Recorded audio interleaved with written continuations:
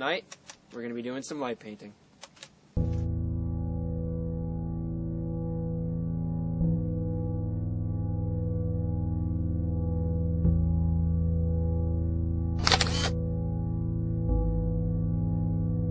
What is light painting? Light painting is opening the shutter on your camera long enough to use a light source, like a flashlight, to draw in the darkness and effectively paint in midair, or add interesting new effects to things already in the picture. After you finish drawing with your light source, the shutter of the camera is closed and the picture is complete. This is a fun thing to do by yourself or with friends. What will I need to light paint? To do light painting, you'll need a couple of things. First of all, a camera, digital or film. I prefer digital. Next, of course, a tripod to keep your camera steady.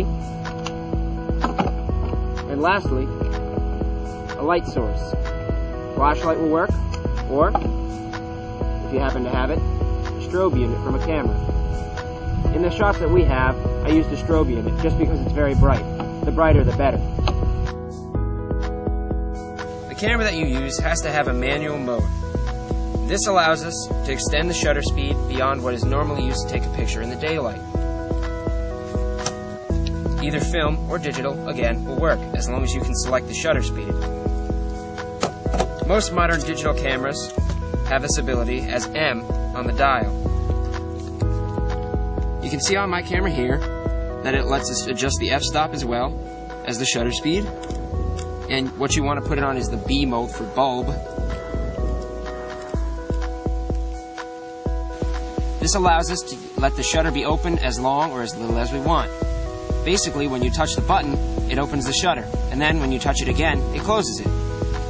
If you don't have a remote for your camera, a good alternative is to use the self-timer. Usually it looks like a little clock somewhere on your display. You just set it, and then when you're ready to take the picture, press the button, and you can run over to the spot where you're going to do your light painting. When you're doing light painting, it's extremely important that the camera stays steady in one position. If you have a tripod, it'd be good to use. But not everybody has a tripod, so you can just use what's around, like a table or a stair. When choosing a light source, you don't necessarily have to have the highest end flash that you need. You can also use things such as small LED lights and flashlights. They work just as good.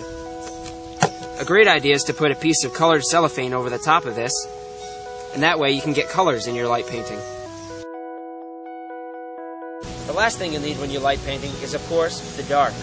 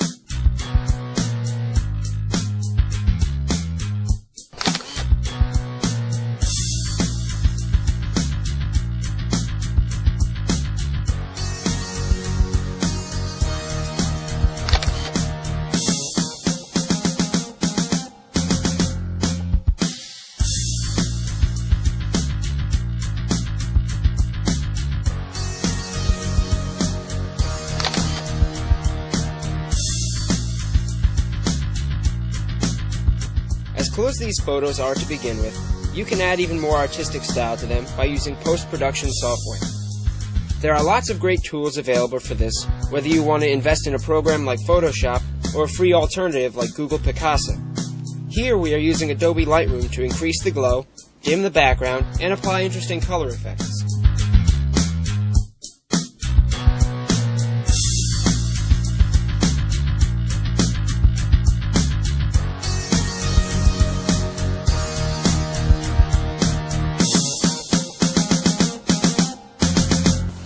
you print them out, they're a really good way to make personal greeting cards. They're also really great for scrapbooking, and it's a nice way to send a personal message.